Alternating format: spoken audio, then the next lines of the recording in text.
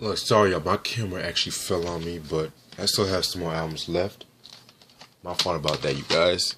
Next album is from this group called Yellowjackets, called Dreamland. Released in 1995? In 1995, I think Warner Brothers Records. And another group I'm not really familiar with their music, but I've heard bits and pieces of them. Like, this is the group right here, and the members include Russell Ferrante, Jimmy Haslip, William Kennedy, Bob Mintzer, and that's it. Yeah. What I know about this album is that it actually got nominated for Best Contemporary Jazz Performance. Yeah, so I definitely need to check this album out. Like, I heard bits and pieces from the group, but I never really listened to them in full, so definitely gotta check this out. Next album, Jodeci's The Show, The After Party, The Hotel. Finally got my hands on this album right here. Released in 1995 on Uptown under MCA. You guys, I've mentioned Jodeci before. They dropped their first album, Forever My Lady, which in 1991, which an album I do like, but at the same time, they didn't really find the whole stilo yet, in my opinion. Then fast forward to 1993. That's when they dropped one of my favorite R&B albums of the 90s, Diary of a Mad Band. An album I give a highly great review on. I call the album like G-Funk R&B. It's very, very dope album. Like, the album is very, I gotta do a review on that. Then 1994, they were like Devontae Swing, he was producing for a lot of cats, and KC, he actually had a song on, I believe, the Above the Rim soundtrack, if I'm not mistaken. It was a cover of that Bobby Womack song. Rest in peace, Bobby Womack. If You Think You're Lonely Now. And he killed that song. And then fast forward to 1995, this album came out. This album came out with like 3 singles. Freaking You, which was like hands down probably one of my favorite Jodeci songs of all time. Next to My Heart Belongs to You, Love You for Life, and Get On Up. Yeah, this album is a lot of sexual content in this album. Like, very, very dope album. But my only gripe about this album, there are way too many interludes in this whole album. And usually, I don't like an album when it has like a lot of interludes, because it's just, I don't know, sometimes they can go overdo it too much. But other than that, this is a very underrated album. A lot of people kind of shit on this album. I don't know why. And so, I don't know why, but I'm definitely doing a review on this.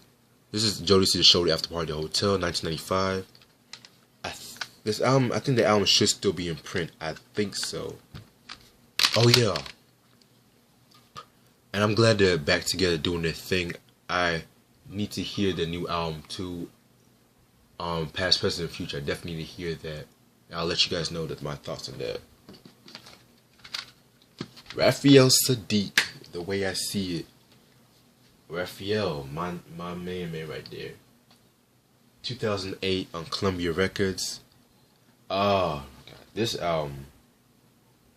album right here is. See, Raphael Sadiq, he is basically very, very prolific R&B musician. Like, he started out with Tony. They first came out with that first album, Who, 1988. I never heard that album. I never heard that album. Well, a lot of people kind of said it was kind of eh. Then 1990, they dropped The Revival, and they revived themselves, And that album came out with classic songs like Whatever You Want, It Never Rains in Southern California, and things of that nature. And then fast forward to 1993, they dropped Sons of Soul in 1993, which a lot of people have said that was their best album. And I kind of that. Well, you know what? Hold on, I'll get into that. Like, I believe Sons of Soul was like the best-selling album to date, if I'm not mistaken. Then like 1996, they dropped House of Music, which is another dope ass album, but very underrated. The album had like a neo soul sound to it. And Tony broke up. And Raphael Sadiq, you know, he started producing like under the Uma. I believe under the Uma, like with Q-Tip and if I'm not mistaken, J Dilla. Rest in peace to J Dilla. And he was with Lucy Pearl. This one group with I believe Don from En Vogue and Five Dog. Wait, hold up. But give me a second. Give me a second. I'm getting.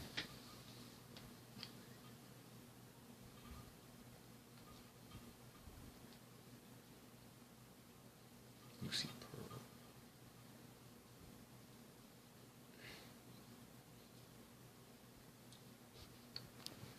Yeah, it was Raphael Sadiq, Don Robinson, Ali Shaheed Muhammad from A Tribe Called Quest, and a singer named Joy. And like Lucy Pearl only came out with like one album in 2000, self-titled album.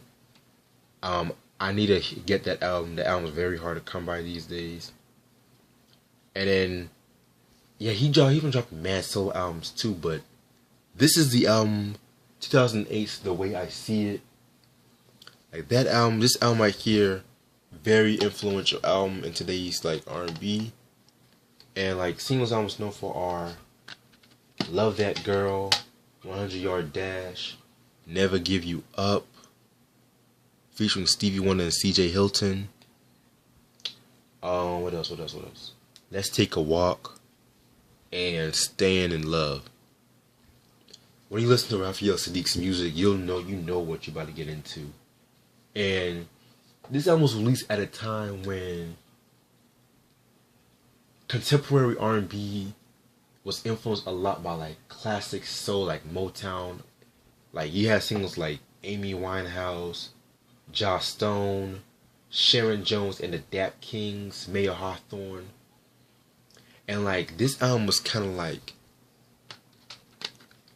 it kind of like defined that generation in R&B, like the classic soul revival, you know. And also like people like Al Green and Betty LaVette was actually making comebacks too. So basically this album is a very I need to hear this album in a whole. I heard some of it too. This was a very big album. Raphael Sadiq, he never disappoints me, in my opinion. The Way I See It, 2008. And I got about 2 more to go. That's it. Heather B's Takin Mine. This is the first album. And Heather B, for those of you who know who Heather B is, she's actually a rapper that she got her start in The Real World.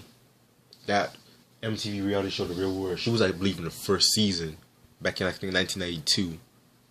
And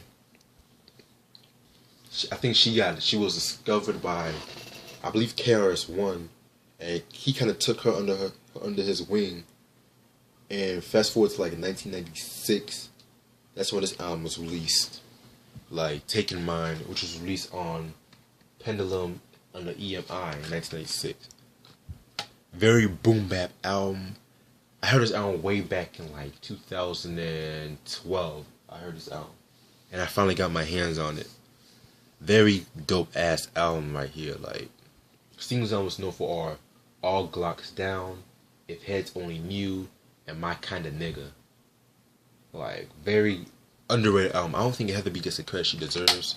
She only came out with like 2 albums today. Another album I gotta do a review on. Oh yeah, this album's actually out of print too. And my last album is an Amazon purchase. The Jacksons' The Destiny album, released in 1978 on Epic Record. This album, very dope album, another dope ass album. Like, this is when when disco was at its peak in 1970, like 1976 to like 1979. That was when disco was at its peak at that time. And like the Jacksons, they kind of like, this was like the first album where they really like did disco throughout. Wait, scratch that. I think Dancing Machine was the first album. Well, I need to hear Dancing Machine again. But singles album was known for our Shake Your Body Down to the Ground, Blame It on a Boogie, and Destiny. This is a dope album. Like, one song I wish was a single, but Michael Jackson performed this live on Soul Train, was track number 2, Push Me Away. Love that song right there. And very, very dope song. And believe it or not, this was actually the first time in the band's career where all members had a creative and artistic control over the album, and it was produced by the producers too. So very interesting fact right there. Yeah, Jackson's Destiny 1978 must have. And that's all the CDs I have today. And stay tuned for more stuff. And Nostalgia coming June 2nd. Peace.